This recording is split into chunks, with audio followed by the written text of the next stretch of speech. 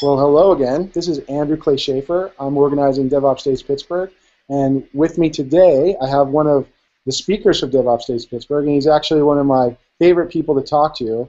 Even though I've known him for less than a year, but since I met him, it felt like we were separated at birth, and Yes. I just enjoy our conversations immensely. So I'll let you tell your story a little bit. But this is Kevin Behr. He's the author of, a co-author of the Phoenix Project and another book called Visible Ops, which is pretty important. So tell us a little bit more about yourself, anything I missed, and then we'll ask you a few questions. Well, I'm a Gemini, so that's important. Chief Science Officer by day at Praxis Flow, help clients, do things like go faster and improve their IT. And so I work with a lot of CIOs, but I work with a lot of folks in the trenches too. So I'm excited to kind of talk about what we're discovering as I've been researching and trying to figure out whether DevOps-like things have happened in the past in other places. Turns out I found them, and I want to talk about them. So DevOps as a word is sort of this nebulous thing. The Phoenix Project is sort of held up and marketed as a DevOps novel, and you can kind of give your thoughts there. But I'm also interested in how you see this evolution, because a lot of it's not totally equivalent, but some of these same ideas were also in the visible ops, right? And like there's this evolution from that work you guys did before to now. Maybe you could give us a 2-second version of kind of how you see that thing and what DevOps means to you. So to me, I mean, DevOps obviously is mindset mostly, and I think it's actually also, put my science language on for a second, it's also a socio-technical adaptation that's happened. It's a human thing. I think a lot of us tend to think of DevOps as being this kind of technical surge and a different way of doing work. I look at it primarily as being a human adaptation to our current work environments and trying to actually figure out how to do what we're doing better. So I get, when I think of DevOps, I just think of, hey, there's a whole bunch of people that are absolutely possessed with trying to win and do the right thing faster. And it's not so much like a religion or like a methodology. And so that was the story we were trying to tell in the Phoenix Project is that it can happen to anybody. It can happen in a startup. It can happen in a good old brick and mortar enterprise.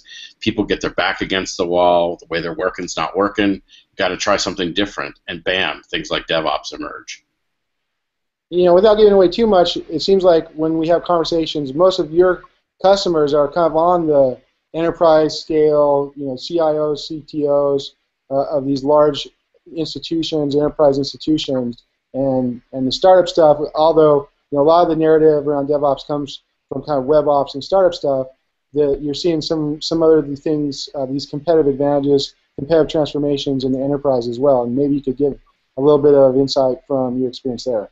Yeah, I mean, we do a lot of work in the unicorn world too, so I won't say that we're exclusively enterprise, but I do really kind of feel like it's our mission to kind of bring what we learned from working in that world to the enterprise, and then also conversely, what we learn in the enterprise can come right back over to unicorn world too. Sometimes there's a lot to learn about, hard lessons that the enterprise has definitely learned. So it's kind of an exchange, and yeah, we work both with CIOs, CTOs, but I work with a lot of line folks, and managers and guys in the trenches trying to figure out how to make their dang Kanban work, right? So I think at the end of the day, we're really concerned with companies that want to do things differently and are really interested in using science and engineering to invent new kung fu. So without giving away the punchline, maybe you can give us a short synopsis of what you're going to talk about at DevOps Days Pittsburgh. Yeah. So ever since we were finishing up the Phoenix Project, when I was working in Vienna at the time, and I was actually, quite frankly, not a lot of people know this, but I was having some serious health problems, and I was actually trying to figure out kind of the corollaries to what we were noticing and talking about with DevOps, and you're right. I mean, I've been talking DevOps back with Damon and folks way back in the Visible Ops days. We got a lot of traction with folks, and so there's just been kind of this question forming in the back of my mind, which has been, if this is happening in IT, has anything like this happened in work anywhere else in companies in history? In other words, have we seen people kind of de-silo in an organization, actually start to collaborate across functional boundaries, and then actually start to work on things together almost autonomously and actually kind of direct themselves?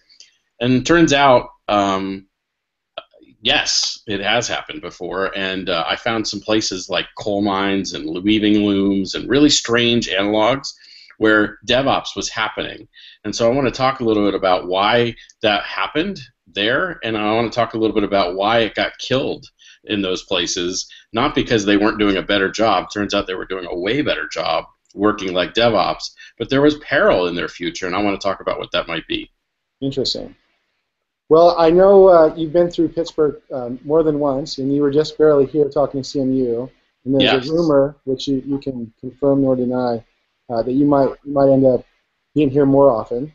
I cannot confirm or deny, but there are lots of forces at work that I'm very interested in continuing work potentially at CMU with some folks from SEI, and the fact that you're there is a huge draw. It's making it a magnet city.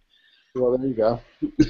Well, we look forward to seeing you at DevOps Days Pittsburgh, and I look forward to hearing the rest of the story about the miners in the rooms. Yes, and we have to tell it, and everybody has to listen. Otherwise, people could die. So this is important. Definitely. Lives are at stake. Important. Thanks, Kevin. Thanks. Cheers.